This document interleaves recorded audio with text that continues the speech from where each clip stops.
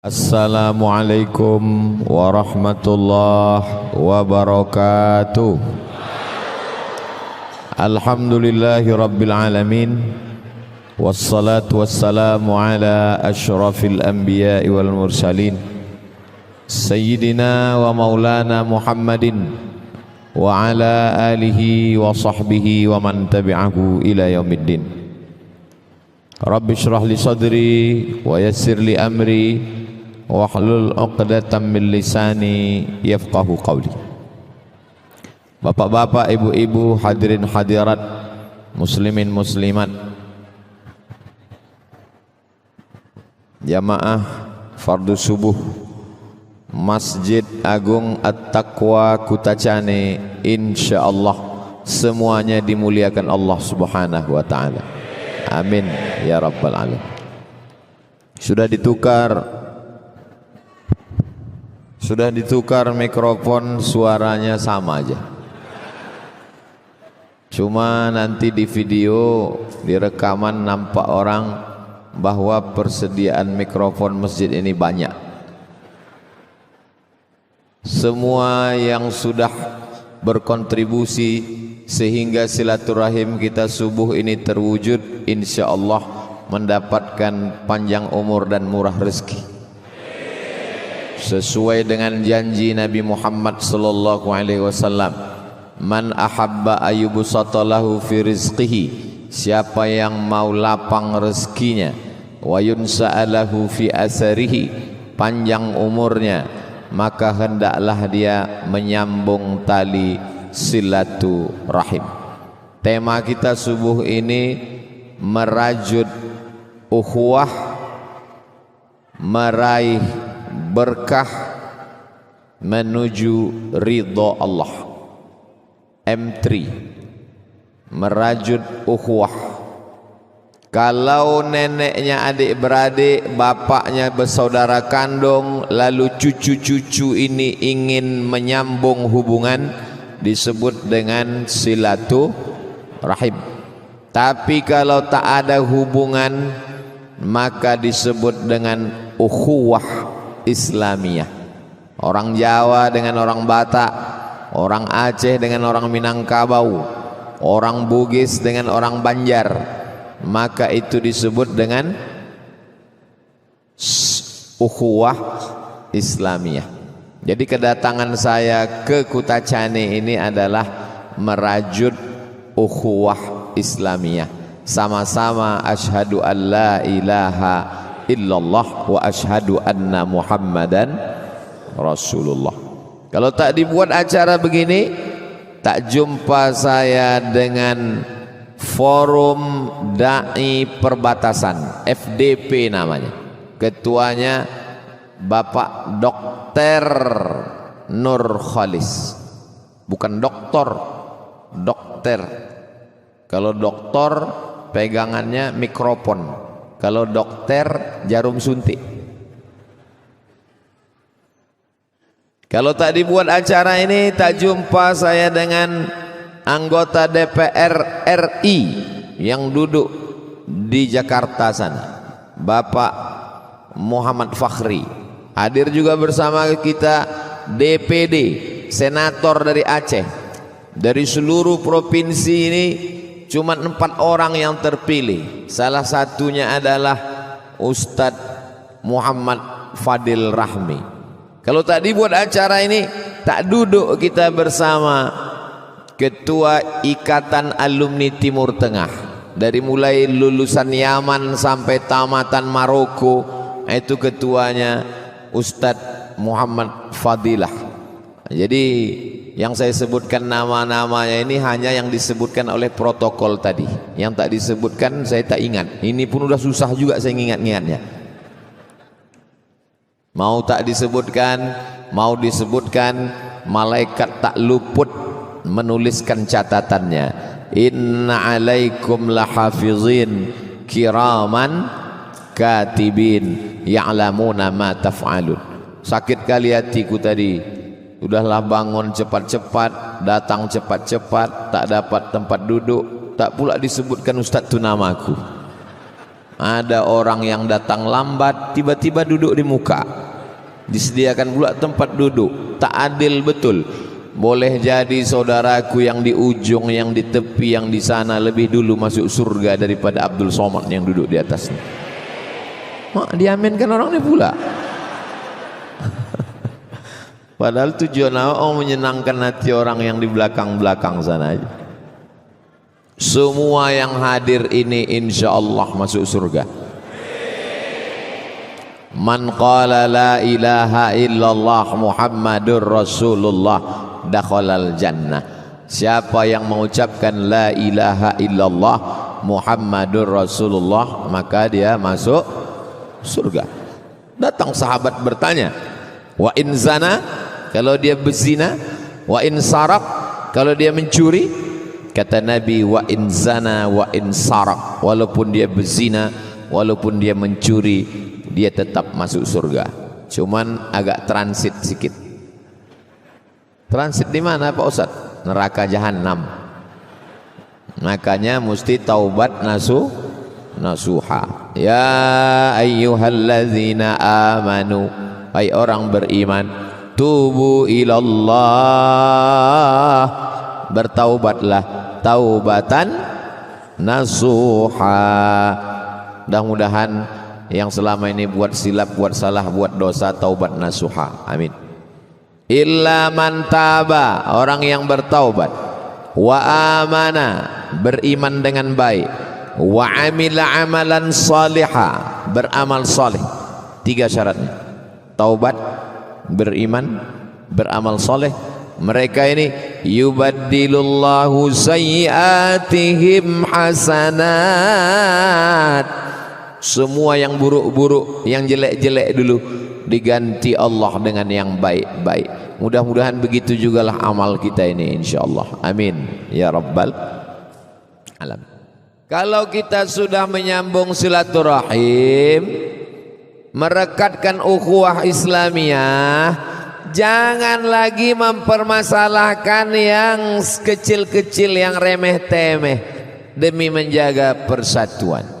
Jangan nanti pulang dari Masjid Agung At-Taqwa Kutacane ini, yang dicakapkan yang kecil-kecil, yang sepele-sepele, yang remeh-temeh, yang merusak ukhuwah.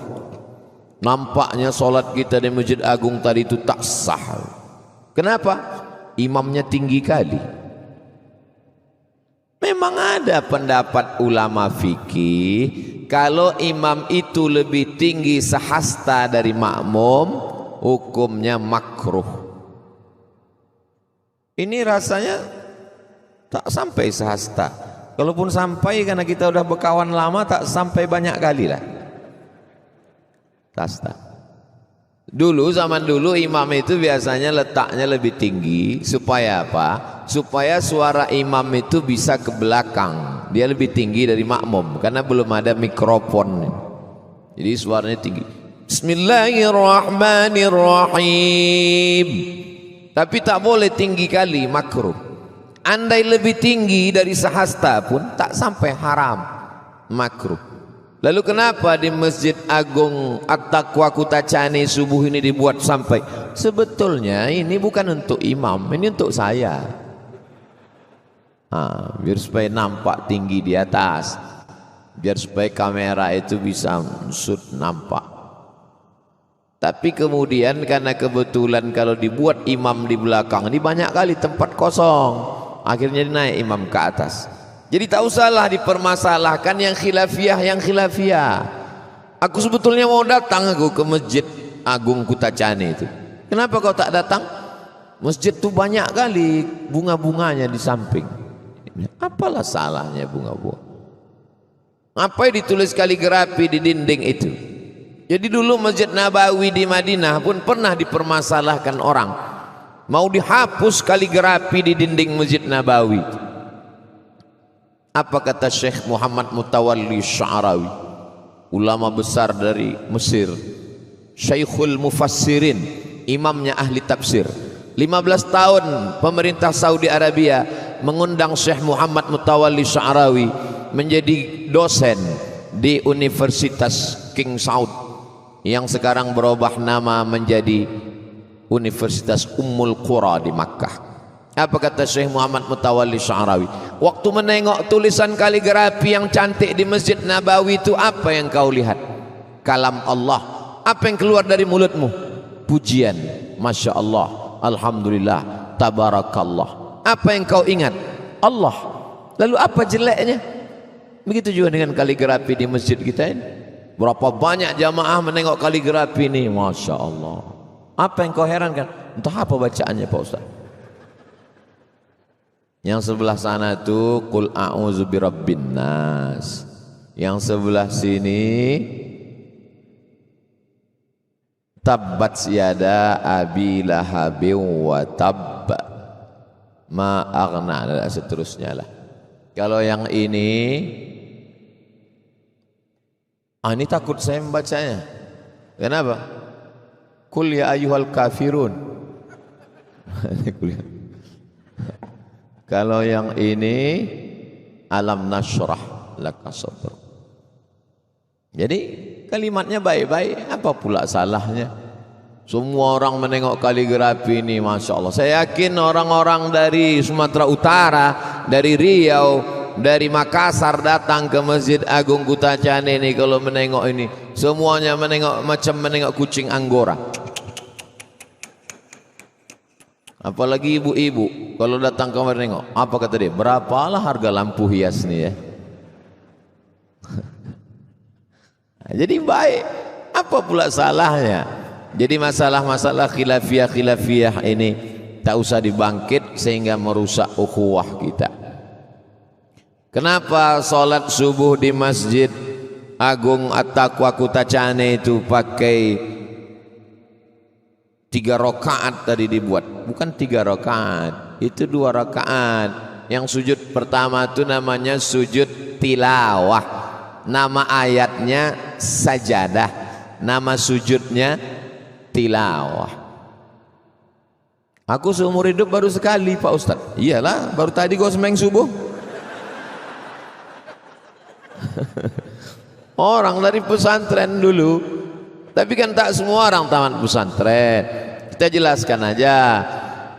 Tapi ada pula orang yang terlalu memaksakan. Setiap subuh Jumat mesti sujud tilawah. Oh, tak bisa kita paksakan, karena tak semua imam macam imam Masjid Agung At-Taqwa Kutacane. Jadi kalau imamnya sanggup baca, imamnya tak sanggup ya yang biasa aja lah, Qul huwallahu wa bil falaq wa bin nas. Sembahyang subuh pun dah paten kali itu dah. Jadi tak usah memaksakan yang sifatnya khilafiyah. Bagaimana kalau dibuat setiap subuh Pak Ustaz? Bagus, tak ada salahnya. Ini jadi khilafiyah ini tak usah dibangkit, karena dari dulu sampai sekarang tak pernah selesai masalah khilafiyah.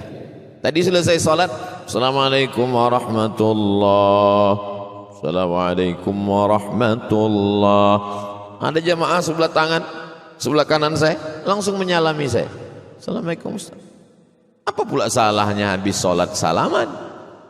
Kata Imam Nawawi, kalau sebelum sholat tadi dia sudah salaman, habis selesai sholat dia salaman, itu mubah hukumnya, boleh. Karena sebelum sholat udah salaman. Tapi kalau sebelum sholat belum ada salaman, setelah sholat dia salaman, sunnah. Kalau belum sholat belum salaman, setelah sholat salaman, sunnah. Kalau sebelum sholat udah salaman, selesai sholat salaman lagi, mubah. Yang tak boleh itu, daripada nanti selesai sholat tak bisa, Ustaz Somad ini dikawal, bagus sedang sholatnya aku salaman. Maka Ustaz, itu tak boleh, batal sholat, karena itu harakah ajnabiyah. Jadi tak usah dipermasalah. Begitu juga selesai sholat tadi imam baca doa, Alhamdulillah Rabbil Alamin, wassalatu wassalamu ala ashrafil anbiya'i wal mursalin. Bagi yang berdoanya sebelum salam, baik, waktu tasyahud, at-tahiyatul mubarakatuh salawatut tayyibatu lillah, assalamu alayka ayuhan nabiyyu wa rahmatullahi wa barakatuh, assalamu alayna wa ala ibadillahi salihin, asyhadu an la ilaha illallah, asyhadu anna muhammadar rasulullah, Allahumma salli ala sayyidina Muhammad wa ala ali sayyidina Muhammad kama sallaita ala sayyidina Ibrahim wa ala ali sayyidina Ibrahim Allahumma barik ala Sayyidina Muhammad wa ala ali Sayyidina Muhammad kama barakta ala Sayyidina Ibrahim wa ala ali Sayyidina Ibrahim fil alamin innaka Hamidum Majid. Cukup bagi yang baru masuk Islam. Tapi bagi yang mau lengkap, Allahumma ighfir li ma qaddamtu wa ma akhartu wa ma asrartu wa ma a'lantu wa ma asraftu wa ma anta a'lamu bihi minni antal muqaddimu wa antal muakhiru la ilaha illa anta subhanaka inni kuntu minadh zalimin. Belum juga lagi imam salam, tambah sepanjang-panjangnya doa. Allahumma inni a'udzubika min adzabi jahannam wa min adzabil qabri wa min fitnatil mahya wal mamat wa min syarri fitnatil masiihid dajjal. Hadis riwayat Muslim. Tambah lagi, ada lagi doa di ujung. Kata Nabi kepada Muaz bin Jabal, baca di ujung solat, Allahumma a'inni ala dzikrika wa syukrika wa husni ibadatik. Selama pakai bahasa Arab, tidak pakai bahasa yang bukan Arab, maka di ujung sebelum salam bagus. Tapi setelah salam berdoa juga bagus, karena termasuk dalam masalah khilafiyah. Makna duburis salah itu di ujung solat habis tasyahud setelah salam atau sebelum salam. Khilafiyah yang tak pernah selesai. Adapun imam membaca doa, majtama'a qaumun, sekelompok orang berkumpul, fayad'u ba'duhum, berdoa satu orang, wa yu'amminuhum sa'iruhum, diaminkan oleh yang lain. Berdoa satu orang imam, wa yu'amminuhum sa'iruhum, makmum mengaminkan, illa ajabahumullah, maka doa mereka itu dikabulkan Allah. Belum pernah kita berdoa seramai. Kadang-kadang kita berdoa, bini kita pun tak mengaminkan. Tiba-tiba berdoa kita diaminkan, lebih 40 mulut orang soleh, lebih 400 mulut orang soleh, mungkin ada 4.000 mulut orang soleh. Mungkin doa kita subuh ini dikabulkan Allah. Amin. Qad ujibat da'watukuma, doa kalian berdua dikabulkan Allah. Padahal yang berdoa satu orang, yang berdoa Nabi Musa, diaminkan oleh Nabi Harun. Nabi Harun mengaminkan, amin, dikabulkan Allah doa mereka berdua. Apalagi kita beramai-ramai.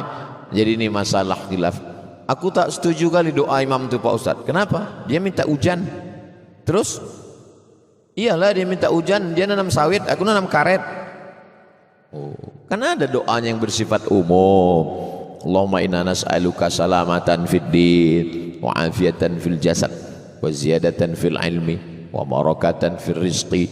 Ada doanya bersifat umum. Rabbana atina fid dunya hasanah wa fil akhirati hasanah wa qina azabannar. Jadi kalau khilafiyah ini dibangkit-bangkit terus, rusak ukhuwah kita. Begitu juga nanti habis sholat Jumat. Aku nampaknya tak sah sholat Jumat kita ini tadi Pak Ustaz. Kenapa tak sholat Jumat ini? Aku baca dalam kitab kami, As-Salis, syarat yang ketiga sahnya sholat Jumat, alla yasbiquha jum'atun au yuqarinuha, tak boleh imam itu takbiratul ihram didahului oleh imam yang lain.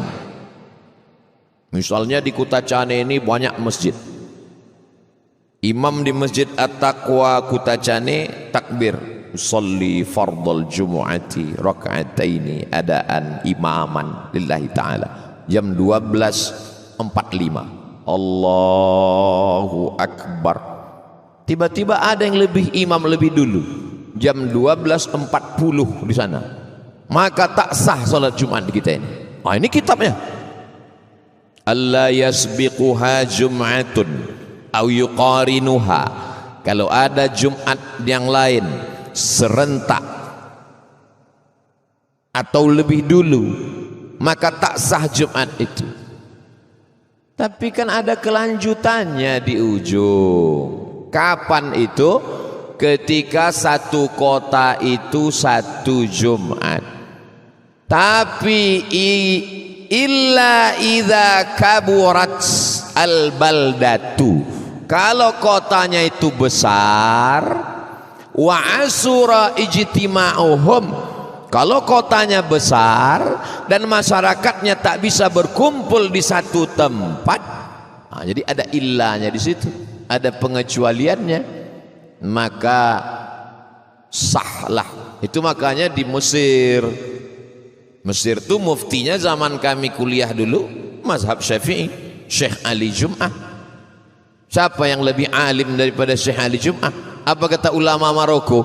Andai terbakar semua kitab-kitab usul fikih di dunia ini, tak ada lagi kitab usul fikih di perpustakaan, tapi Syekh Ali Jum'ah masih hidup, lakafa, cukup.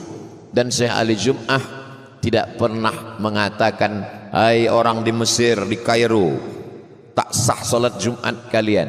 Karena ta'addud Jum'ah itu, kalau kota itu besar, illa idza kaburat al-baldatu wa asura ijtima'uhum fi makanin wahidin. Kalau kota itu besar, tak memungkinkan umat berkumpul di satu tempat, jaza, maka boleh.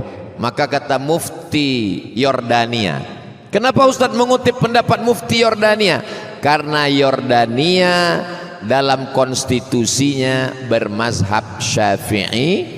Kata beliau, sahhat jami'ul jumu'ati, maka sahlah semua sholat Jumat yang ada di kota itu. Jadi kalau Bapak Ibu pergi ke Mesir, ini Masjid Al-Azhar, ini Jalan Raya, ini Masjid Kepala Sayyidina Al-Husain, Masjid Husain. Jadi masjid itu dekat sekali, jaraknya hanya jalan raya saja. Masjid Kepala Sayyidina Al-Husain, karena ada Kepala Sayyidina Al-Husain di situ. Lalu kemudian jalan raya Masjid Al-Azhar, bersaut-sautan suara imam, kotanya besar, jamaahnya banyak, maka sama-sama sah. Tapi kalau saya berpemahaman bahwa sholat zuhur saya mesti diulang, ya saya ulang saja secara pribadi. Tapi kalau saya fatwakan kepada seluruh umat, berarti sudah saya mengangkat diri saya sebagai mufti. Ada namanya Syekh Muhammad Said Ramadan Al-Buti, dia ulama mazhab Syafi'i dari Al-Azhar di Suriah. Kata kawan saya yang pernah talaki kepada beliau, Syekh Muhammad Said Ramadan Al-Buti, setiap selesai sholat Jumat dia sholat zuhur, sholli fardhu zuhri raka'ataini. Kenapa? Karena dia berpegang kepada mazhab Syafi'i, kitab yang dia baca sendirian, tidak difatwakannya. Karena yang berhak berfatwa untuk jami'un nas adalah mufti. Kita tak punya mufti. Dulu kerajaan Aceh punya mufti. Siapa namanya? Syekh Abdul Rauf As-Singkili. Dialah yang memberikan fatwa untuk seluruh wilayah kekuasaan Aceh. Kenapa kita tak punya mufti? Panjang ceritanya, bisa sampai zuhur baru selesai.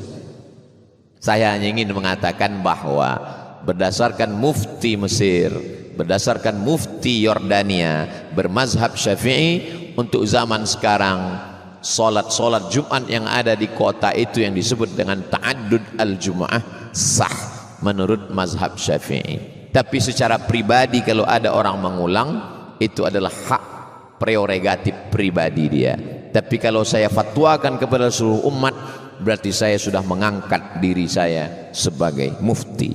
Di pesantren saya tak salah, saya pimpinan pondok pesantren, saya fatwakan ke murid-murid saya. Tapi kalau kepada semua orang, lalu kemudian ada orang yang tak sependapat, maka kita sudah merusak ukhuwah. Kira-kira yang saya sampaikan ini jelas? Karena materinya agak berat sedikit, apalagi belum sarapan, itu kadang bercampur-campur dalil. Lalu kemudian ada kitab judulnya Al-Bayan Lima Yushghilul Adhan. Al-Bayan, penjelasan-penjelasan. Lima Yushghilul Adhan, masalah-masalah yang memusingkan kepala. Farada Rasulullah sallallahu alaihi wasallam shadaqatal fitri. Nabi mewajibkan zakat fitrah, sa'an min tamrin, satu sa' kurma. Zakat pada zaman Nabi itu cuma 4 zakat fitrah. Yang pertama tamrin, kurma. Tamrun, kurma. Jangan gara-gara ini nanti ada tetangga Pak Tamrin dipanggil, "Hai Pak Kurma," bukan itu maksudnya. Kurma. Yang kedua qamhun, gandum. Yang ketiga zabibun, anggur kecil yang dikeringkan, dijemur kering. Orang Arab menyebutnya zabib, orang kita menyebutnya kismis. Yang keempat aqid, susu kambing yang dikeringkan, mentega, keju, itu makanan pokok mereka. Tak ada yang menyebut membayar zakat fitrah pakai beras. Jadi kalau ada orang membayar zakat fitrah pakai beras, berarti bid'ah, karena Nabi tak pernah bayar pakai beras. Wa kullu bid'atin dhalalah wa kullu dhalalatin finnar. Jangan bayar zakat fitrah pakai duit, karena membayar zakat fitrah pakai duit bid'ah, Nabi tak pernah lakukan. Membayar pakai beras pun juga bid'ah, karena Nabi tak pernah bayar zakat fitrah pakai beras. Sarapan pagi lah pakai ini, pakai gandum.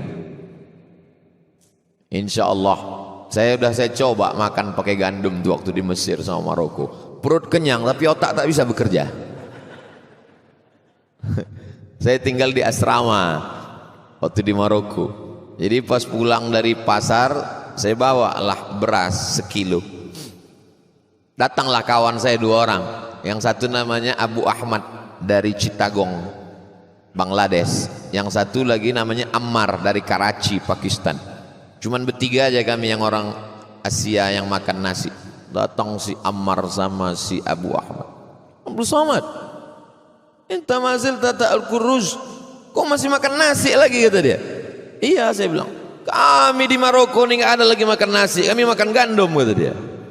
Aku tak bisa, saya bilang, aku mesti makan nasi, kalau nggak makan nasi ini lemas badanku. Habis itu udah seminggu berapa hari, saya sedang berdiri di jendela, saya tengok orang tubuh 2 memikul beras. Turun saya ke bawah. Kemarin kalian ejek aku beli beras, sekarang kalian mikul beras. Kata dia, kita orang Asia kalau tak makan beras nih tak kerja otak kita, kata dia. Makanya bunyinya kata ulama fikih bukan masalah beras atau gandum, tapi qut al-balad, makanan pokok. Karena tujuan dari zakat fitrah, bagaimana ketika pagi Idul Fitri itu jangan ada orang lapar. Pagi Idul Fitri itu semuanya hari raya. Hari raya itu bukan baju baru, hari raya itu bukan mobil baru, hari raya itu bukan bini baru. Hari raya itu adalah perut kenyang. Untuk apa mobil baru? Perut lapar. Hari raya itu perut kenyang. Kalau kita kasih dia duit, macam mana dia beli beras? Toko tutup, rumah makan tutup. Tapi kata Imam Abu Hanifah, dia pakai hadis juga. Jangan kita anggap kita aja yang pakai hadis, orang lain tak tahu hadis. Kami ahli hadis. Ulama kau ahli hadas. Mazhab Hanafi pakai hadis juga. Ughnuhum lihadzal yaum, cukupkan kebutuhan mereka hari ini. Mencukupkan kebutuhan tak selamanya pakai beras, pakai duit pun juga bisa. Makanya Syekh Ali Jum'ah memang dia mazhabnya Syafi'i, tapi dalam masalah membayar zakat fitrah, dalam kitab Al-Bayan lima yushghilul azhan, kata Syekh Ali Jum'ah, menurut saya lebih cocok untuk zaman ini pakai duit. Nah, itu kata Syekh Ali Jum'ah. Bukunya bisa di-download di internet. Tulis Al-Bayan lima yushghilul azhan, enter. Tak percaya? Mari kita cari sama-sama ya.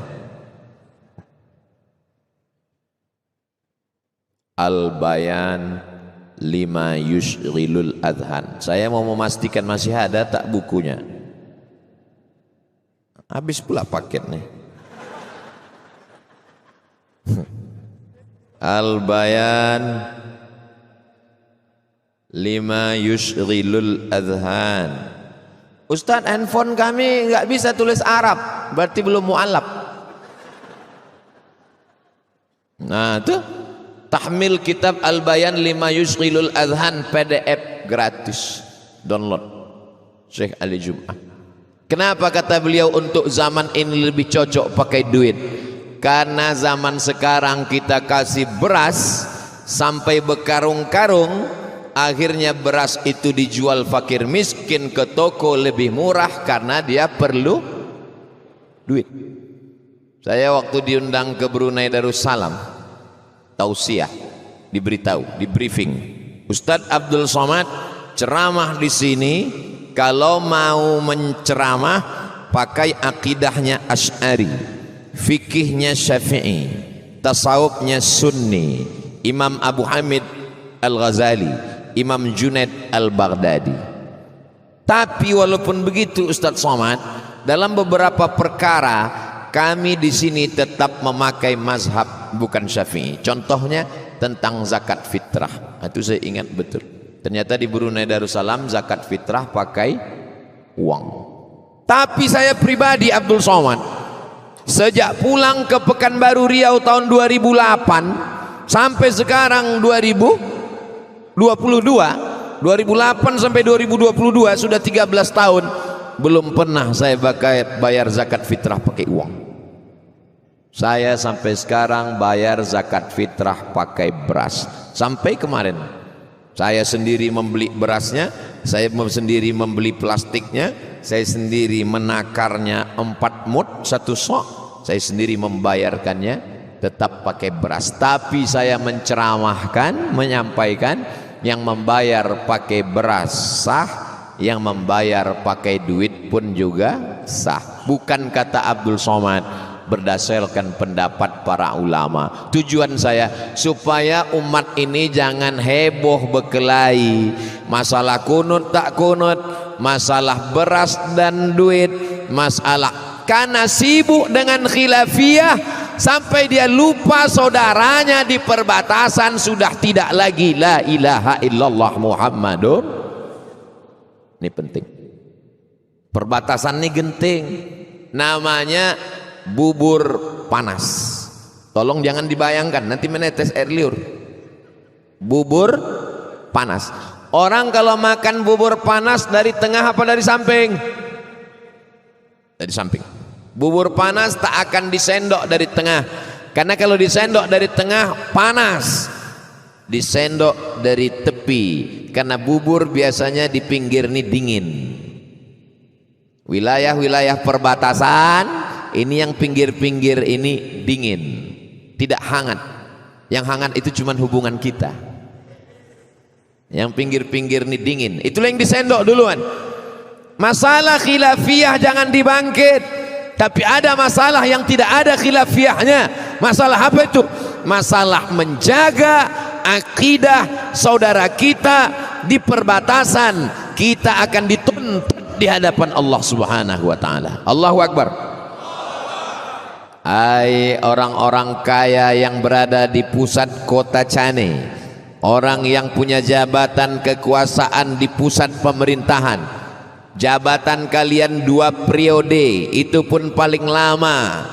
Tapi kalian dihisap di akhirat cukup lama kalau tidak memikirkan saudara-saudara di perbatasan, akidah mereka, sekolah mereka. Selama kau jadi bupati, jadi gubernur, jadi DPR RI, jadi DPD, berapa sekolah Islam yang kau bangun di perbatasan? Kelak akan dituntut di hadapan Allah Subhanahu wa taala. Aku sudah lepas tanggung jawab karena sudah aku sampaikan. Kalau di akhirat nanti aku ditanya, Abdul Somad, kau ceramah hanya menyenangkan hati orang, kau puji-puji pejabat biar kau diundang sekali lagi. Enggak, aku menyampaikan apa yang menjadi kewajiban orang-orang kaya yang diberi kelebihan rezeki. Sudahkah engkau berdakwah untuk perbatasan? Uniknya forum dai perbatasan ini, saya pertama lama juga saya temenung, kok bisa pula dokter itu kan kerjanya suntik menyuntik aja, suntik. Dokter masih sempat berdakwah dari mulai Banda Aceh naik mobil. Saya dari Pekanbaru kemarin jam 7 ke airport, jam 7 pagi. Dari airport terbang ke Kuala Namu. Sampai Kuala Namu naik mobil, heran juga saya, disediakan panitia bantal. Kenapa lah dikasih orang di bantal? Rupanya tak sampai-sampai. Bangun, no, belum juga sampai. Bangunnya kebun jagung juga lagi. Barulah saya paham, patutlah dikasih orang di bantal biar agak tenang Ustaz ini sedikit. Sampai kemari tadi malam jam 12 malam baru tidur. Bayangkan itu, barulah sampai. Dan ini nanti dihisap di akhirat. Saya ustad, Saya memang ceramah, tapi ada dokter yang mau meluangkan waktunya untuk peduli kepada saudara di perbatasan. Kita doakan dokter-dokter ini panjang umur. Adapun yang tak peduli, mudah-mudahan cepat dia mati. Jangan diaminkan. Mudah-mudahan bertaubat, peduli kepada saudara kita. Amin. Dulu kalau anak-anak ditanya, kau mau jadi apa? Jadi dokter. Kamu jadi apa? Saya heran, kenapa lah anak-anak ini mau jadi dokter? Sekarang baru saya paham. Rupanya enak jadi dokter nih. Martelnya tak terlalu besar, kecil aja. Kalau jadi tukang, oh besar kali martelnya. Tekilir tangan awak megangnya. Tapi kalau jadi dokter, martelnya kecil ya. Dipukulnya lutut sebelah, 5 juta. Tang tang tang tang tang, 5 juta. Lutut kiri 5 juta, ongkos pasang 5 juta, 15. Pasien hari itu 10 orang, 150. Saya takut juga membocorkan ini. Takut saya semua mau jadi dokter nanti. Senter, penjaga malam, senternya 6 batu baterai. Mencari pencuri. Jam 6 sore sampai jam 6 subuh. Dokter kecil aja senternya, aku tengok sebesar ini. Baterainya pun 1 baterai kecil. THT, telinga, hidung, tenggorokan. Buka mulut pak. Takutlah pasien itu menutup, karena buka tutup lain duitnya.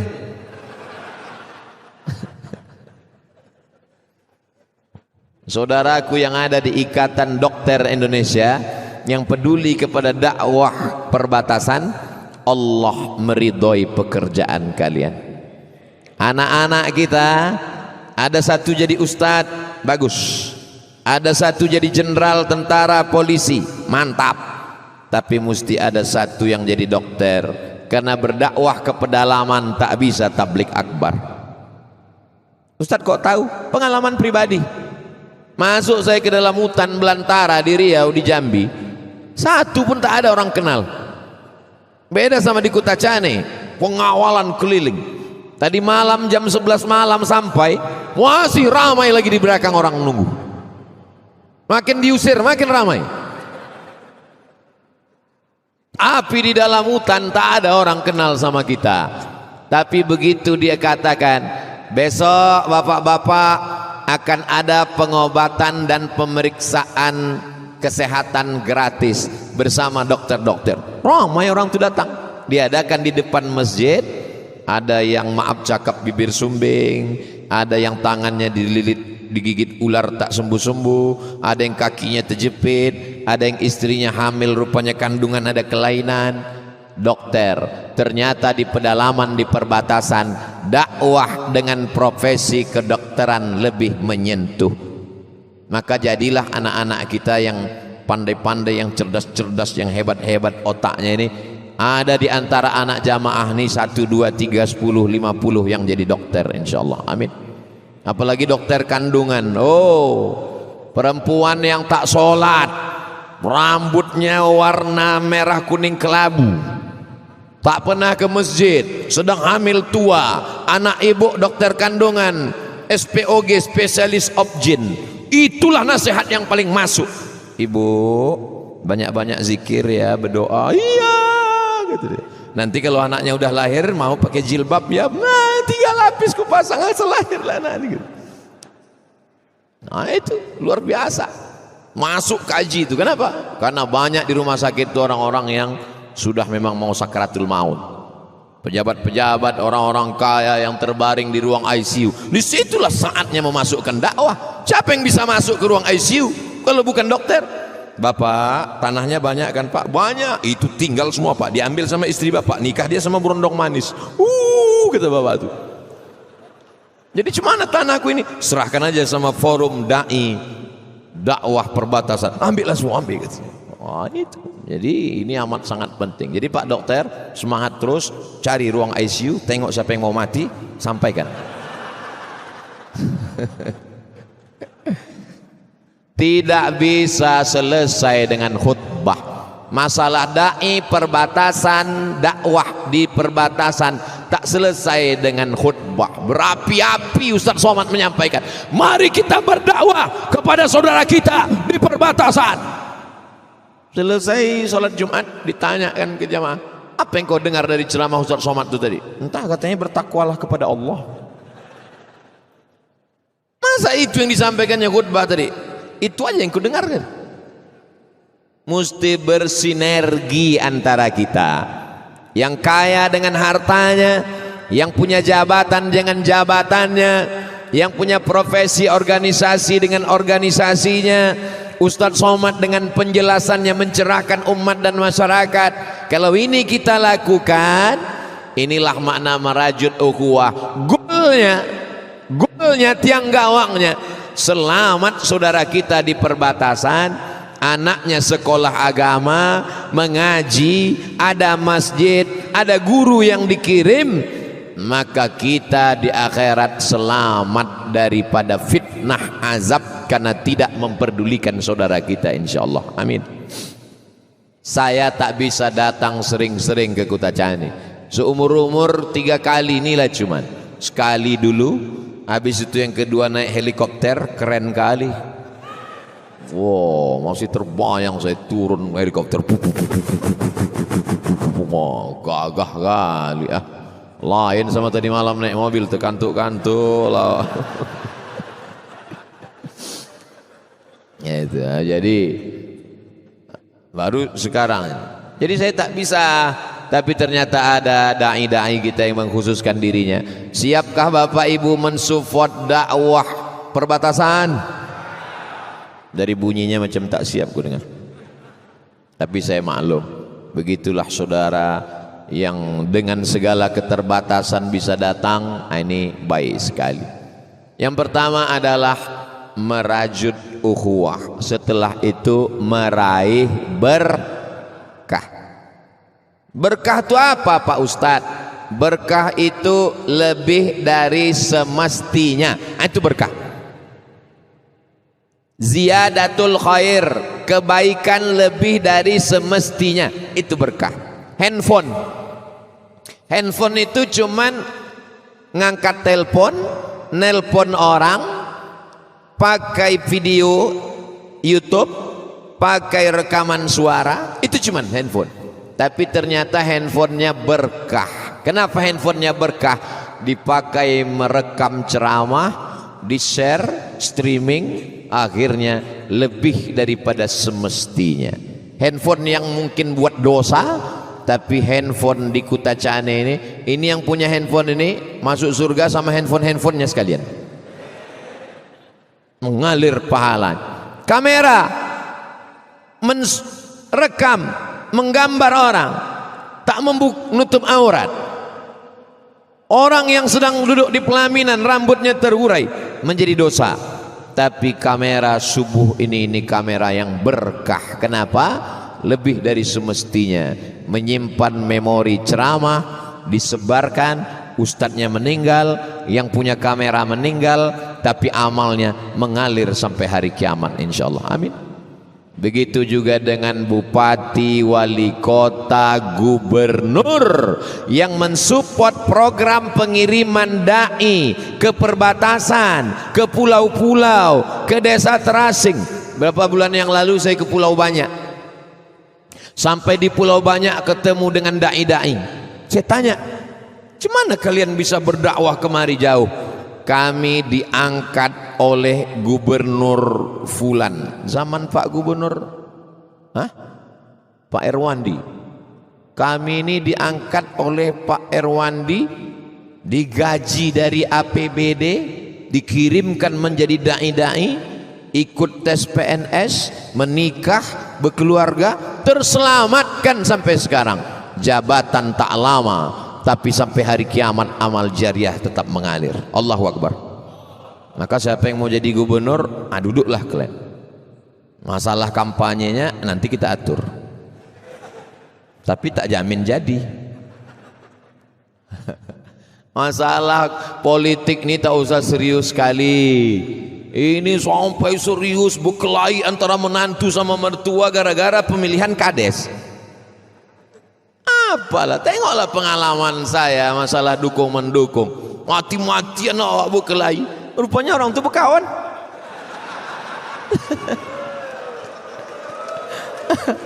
Jadi tak usah serius sekali. Nah, ini makin dipotong video ini rame lagi ini. Oh, kelailah gara-gara pemilihan kades. Sampai sholat Jumat tak datang. Kenapa abang cepat kali pulang? Nampak ku lawan gua kemarin. Tak usah sih sholat Jumat. Sholat zuhur aja gua lagi. La ilallah. Sholat imamnya satu, kiblatnya satu, nabinya satu, Qurannya satu. Gara-gara pemilihan kades hati pecah. Kalau sholat masuk ke masjid, orang dulu nengok imamnya siapa. Kalau masuk ke masjid nengok mana saf yang paling afdal. Setelah pemilihan kades masuk ke masjid tengok dulu musuhku itu di mana dia. Oh dia di sana, aku di sinilah. Oh dia di sini, aku di sinilah. Rupanya satu hari terlambat masbuk, lupa nengok lawan tadi di mana. Langsung sholat. Allahu Akbar. Baru sadar rupanya dia di samping. Mak dia pula gitu. Paksa salam tuh tak ke kanan lagi, langsung ke kiri. Assalamualaikum warahmatullahi.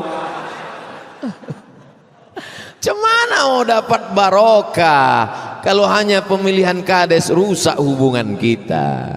Nah ini nampaknya sepele, tapi dia untuk turunnya barokah. Suatu ketika waktu Nabi sedang tausiah, kata Nabi, ada di antara kalian ini yang berkelahi, putus silaturahim. Nabi itu hebat, nampaknya barokah itu turun. Nampaknya barokah itu turun dengan tak turun. Lalu kata Nabi, ada di antara kalian yang putus ukhuwah, pulang minta maaf baru datang ke sini. Sebelum Nabi kasih tahu dipermalukan. Nabi tak mau mempermalukan orang depan orang banyak. Lalu kemudian dia pun pulang. Setelah pulang diperbaikinya hubungannya, dia datang lagi. Apa kata Nabi? Nazalatil barakah. Barulah sekarang nampakku barakah itu turun ke bawah. Saya alhamdulillah tak nampak saya barakah itu. Andailah nampak saya barakah itu tergantung di sini. Ada di antara kalian yang belum berdamai lagi, masih berkelahi gara-gara kades kemarin. Setelah berdamai barulah turun barakah. Tapi ada beberapa wali-wali itu dinampakkan Allah macam itu ada. Suatu ketika Syekh Khalil bin Abdul Latif, waktu dia masih santri, masih di pesantren, pas sedang sholat ketawa dia, selesai sholat marahlah tengku gurunya, kau kenapa ketawa sedang sholat? Makin ketawa dia, gitu tau. Udah lama ditanya gurunya, kenapa kau ketawa? Waktu sedang sholat tadi nampakku ada nasi panggang ayam di kepala Syekh gitu. Baru tahu dia rupanya muridnya ini wali Allah. Memang betul, aku dapat undangan kenduri, jadi kurang khusyuk sholat. Jadi nampak muridnya itu panggang ayam di atas. Untung murid awak tak macam itu. Kalau sempat murid awak macam itu, apa tak malu Ustaz Somad kan? Maksud tiba-tiba ada satu jamaah ketawa. Kenapa kau ketawa? Kau ngejek aku. Kau kenapa? Kenapa? Nampakku bendera Singapura di atas gitu.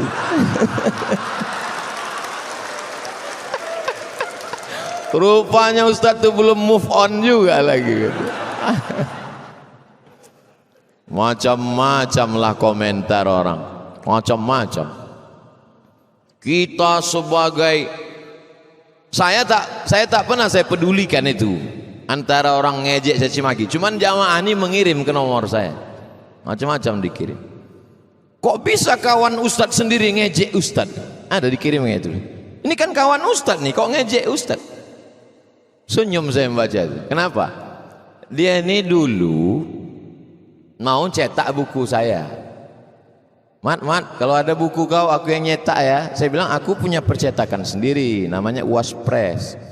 Terus dia nanya, Mat, kalau ada jamaah umroh aku yang bawa ya. Aku punya travel sendiri. Rupanya sakit hati. Jadi kawan-kawan ini macam-macam. Kemudian ada satu lagi dikirimkan juga. Ini kan kawan kau, ini kan kawan Ustadz kok ngejek. Oh dia ini mau nyalek nanti 2024. Tak ada duitnya kampanye. Pengalaman yang sudah-sudah, kalau ngejek saya itu banyak nanti orang nengok. Tak percaya cobalah. Kalian kalau punya FB, cobalah ejek saya. Itu biasanya kalau like-nya 5 bisa jadi 500. Sama saya ini 2 aja. Kalau bekawan betul-betul, kalau musuhi betul-betul. Jadi insya Allah. Ada satu lagi ngirim, Ustadz, ini dulu menteri nih, sekarang kok ngejek Ustadz? Kata dia tulisannya, introspeksi dirilah Abdul Somad.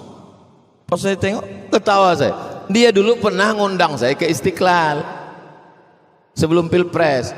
Andai saya mau mendatangi itu, mungkin dia masih menteri sekarang. Tak berhasil dia karena saya tak mau datang. Marah. Itu jadi lama saya merenung, apa yang dicari orang ini? Rusak persahabatan. Semalam dalam perjalanan ada satu ngirim. Ini agak unik sih.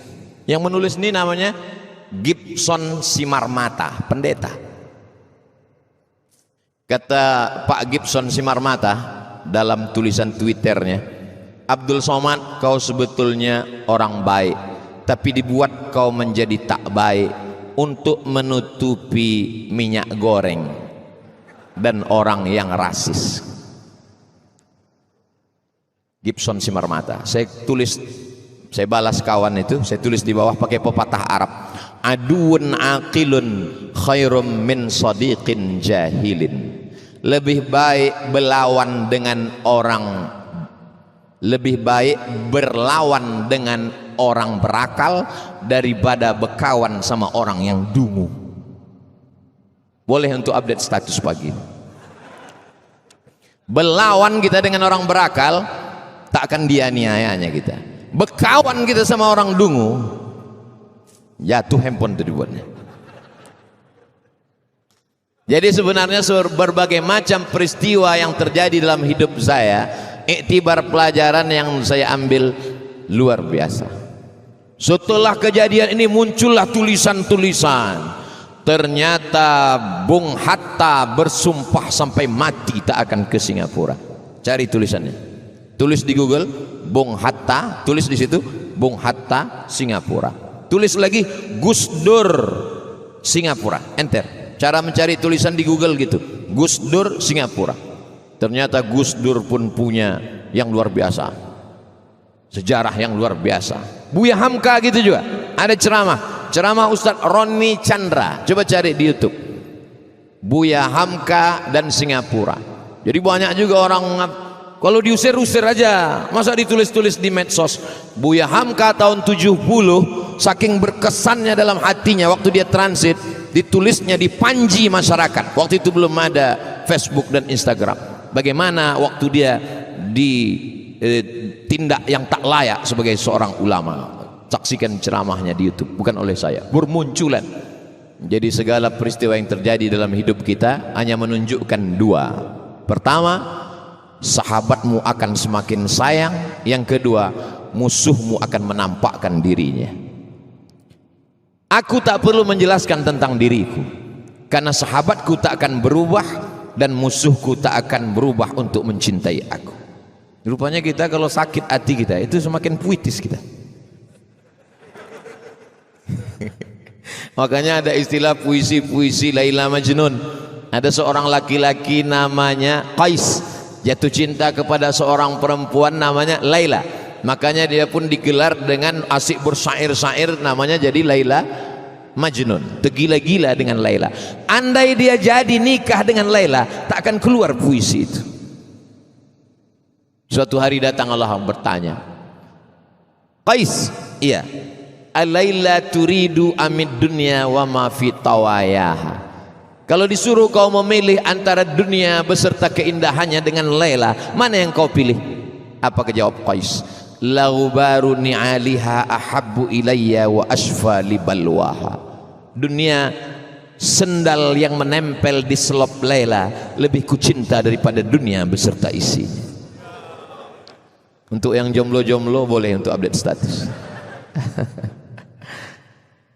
Hidup ini diciptakan Allah untuk menguji, dan puncaknya adalah ada pada ujung tema menggapai ridha Allah. Orang yang sudah menikah, punya suami yang soleh, sholat tahajud, punya istri yang menutup aurat, rajin tausiah bersedekah, sholat berjamaah haji dan umrah, belum juga punya anak. Apa yang diinginkan Allah? Ridha, menerima keputusan Allah. Apa salah saya Pak Ustadz? Saya sedekah, saya peduli kepada dakwah perbatasan, saya selalu tausiah. Kenapa istri saya belum hamil-hamil juga? Tetangga saya nikah Januari, April anaknya lahir. Ada satu yang diinginkan Allah dari engkau saudaraku. Dimintanya kakimu ke masjid, kau datang. Dimintanya telingamu mendengar ceramah, kau dengarkan. Dimintanya matamu untuk membaca Quran, kau tengok. Dimintanya hawa nafsumu, kau tahan. Satu kau diujinya apa? Apakah engkau ridha menerima keputusan Allah? Allah buat kau lama punya anak, Allah ingin supaya sujudmu lebih lama, supaya munajatmu lebih panjang, supaya air matamu lebih banyak menetes. Karena ada satu amalan yang tidak didapat oleh orang yang mati jihad fisabilillah, tak didapat oleh orang yang haji mabrur, itu hanya didapat oleh orang yang ridha menerima takdir Allah subhanahu wa ta'ala. Makanya orang-orang yang masuk surga itu nanti ditanya Allah, ya ahlal jannah, hai penghuni surga, madza turidun? Surga kalian sudah dapat, kalian mau apa lagi? Apa kata penghuni surga? Ada satu yang kami belum dapat ya Allah, ridhamu. Yang kami belum dapat adalah ridhamu. Apa kata Allah? Yang dapat ridhaku cuman satu, orang yang ridha menerima keputusanku. Itulah mengapa doa kita, Allahumma inna nas'aluka ridhaka wal jannah. Amin. Ada kadang ketika saya berdoa, Allahumma inna nas'aluka ridhaka, ada satu ibu-ibu tak diaminkan ya, diam aja. Pas ditanya, kok enggak ibu aminkan? Saya sudah dapat ridha Pak Ustaz. Siapa? Rupanya namanya lakinya Pak Ridho. Oh, kan ridho itu ya juga ridha Allah subhanahu wa ta'ala. Di antara orang yang dapat ridha Allah itulah Nabi Muhammad sallallahu alaihi.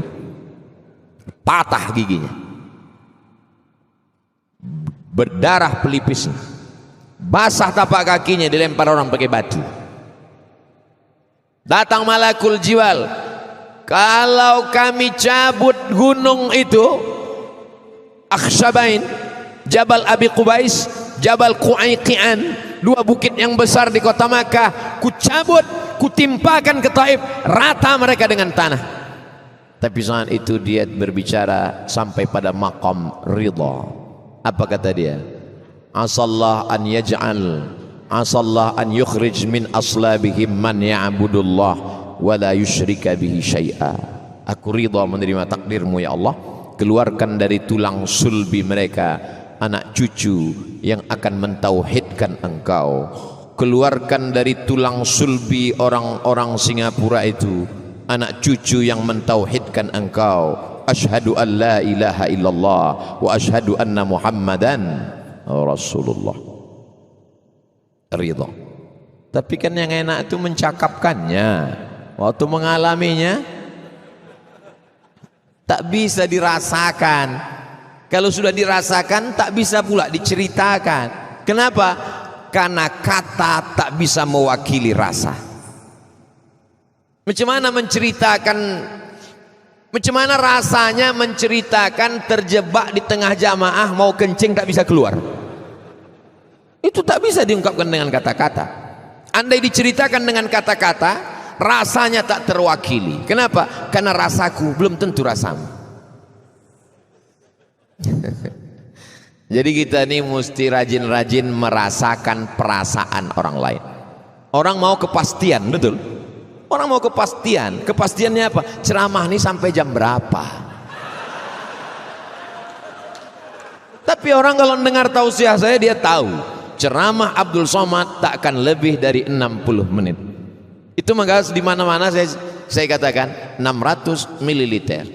Tapi Pak Ustadz ini kan 300 mili, 2 botol 600 juga.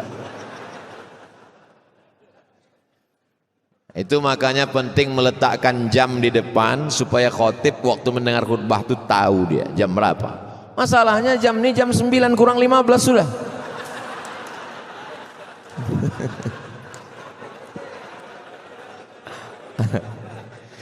Masjid At-Taqwa, Masjid Agung At-Taqwa Kutacane perlu ditiru oleh seluruh masjid di Indonesia. Amin. Bangunannya cantik, indah, kepala tiangnya tinggi sehingga sirkulasi udara tak perlu terlalu banyak pakai AC. Tulisan-tulisan kaligrafinya, lampunya mantap sehingga orang masuk ke masjid bangkit izahnya, bangga dia. Orang Kutacane bangga tak dengan masjid ini?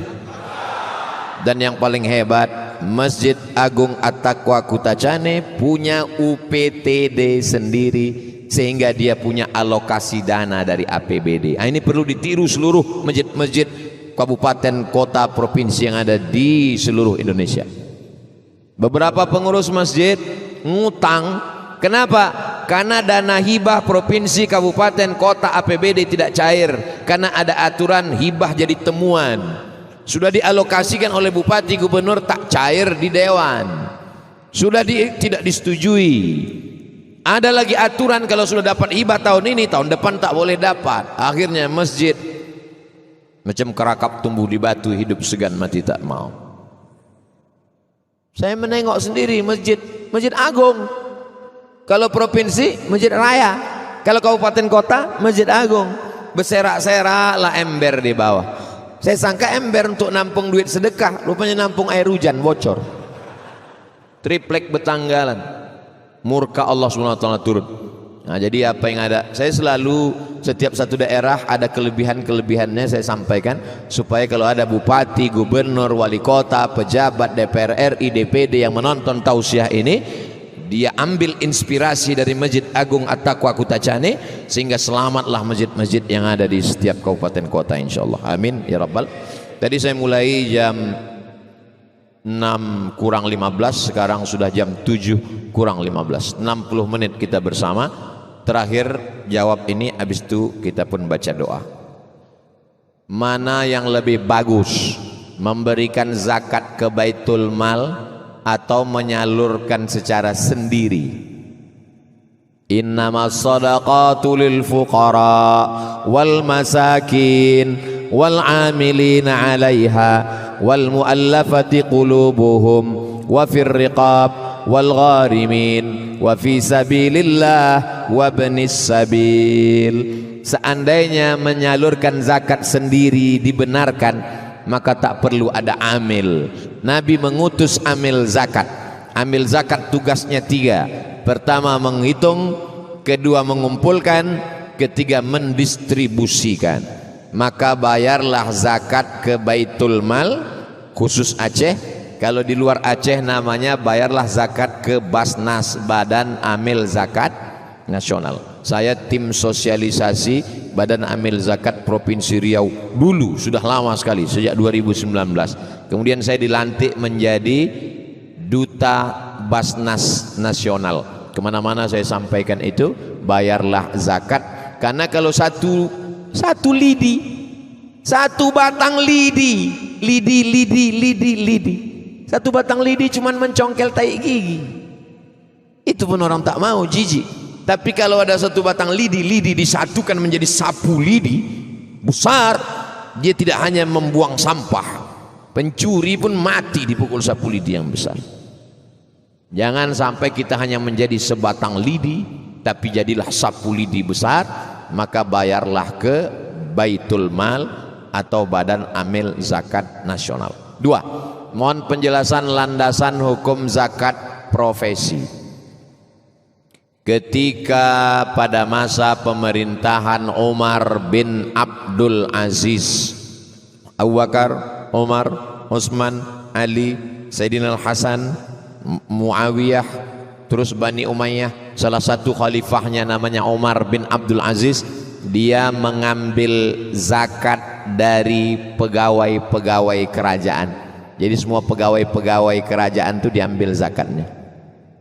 Sebelum Umar bin Abdul Aziz ada Muawiyah, Abu Bakar, Umar, Utsman, Ali, Sayyidina Al-Hasan, Muawiyah mengambil zakat dari para pegawai kerajaan. Dalil lengkapnya disertasi zakat Syekh Yusuf Al-Qardawi, sudah dicetak bahasa Indonesia, fikih zakat. Maka pegawai-pegawai yang sudah dapat gaji baik PNS maupun swasta, bayarkanlah zakat setiap bulan. Tapi ada haulnya Pak Ustadz. Ta'jiluz zakah qabla awaniha, boleh menyalurkan zakat sebelum masanya. Jadi orang yang sudah membayarkan zakatnya duluan, nanti setelah setahun haul dia tak bayarkan lagi. Uang yang tersimpan di bank yang sudah mencapai nisab, nisabnya sekarang 85 gram. 85 gram kalau diuangkan lebih kurang 85 juta. 1 gram emas itu 1 juta sekian, tapi karena kita udah lama berkawan 1 juta aja lah. Jadi 85 juta, siapa yang punya uang 85 juta, dalam setiap satu haul 1 tahun dia mesti keluarkan 2,5%. Jadi kalau ada di antara bapak ibu tabungannya 100 juta, berarti zakatnya 2,5 juta. Mudah-mudahan bapak ibu tabungannya 1 miliar.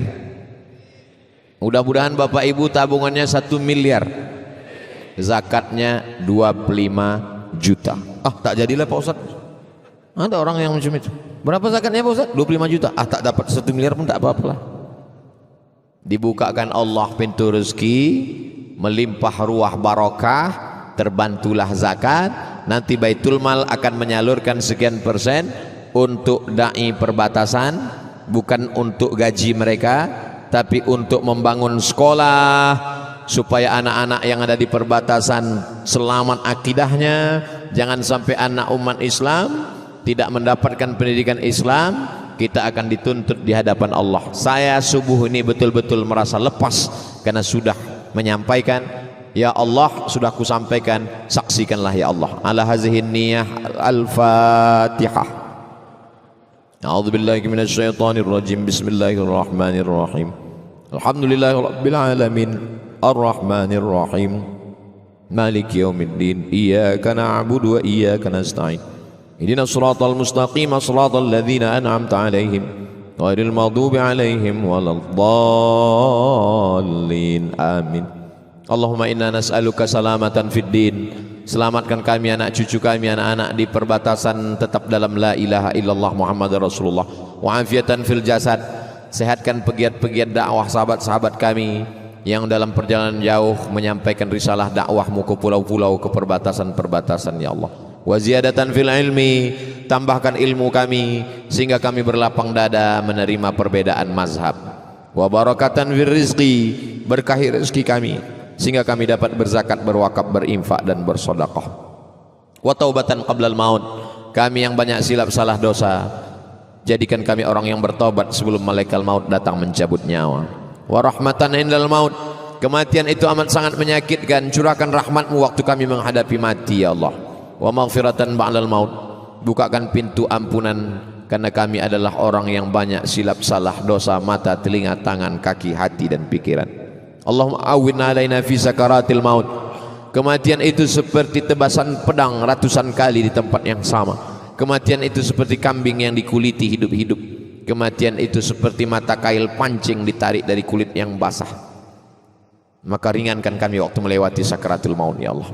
Wan najata minan nar, selamatkan kami dari api neraka. Wal afwa indal hisab, maafkan kami ketika segala amal kami dihisab.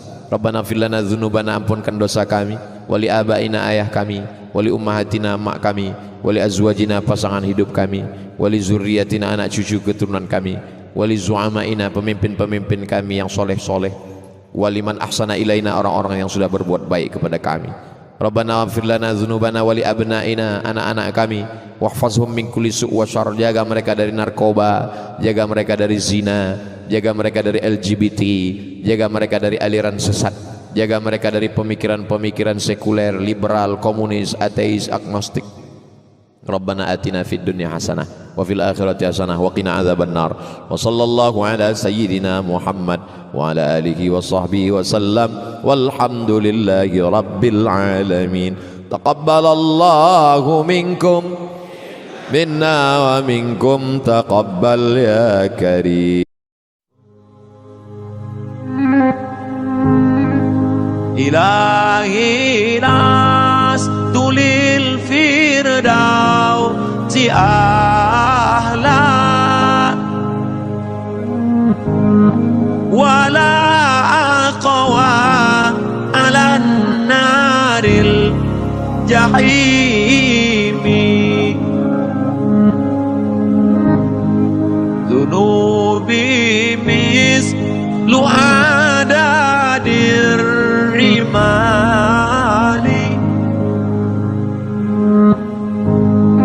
فإنك غافر الذنب العظيم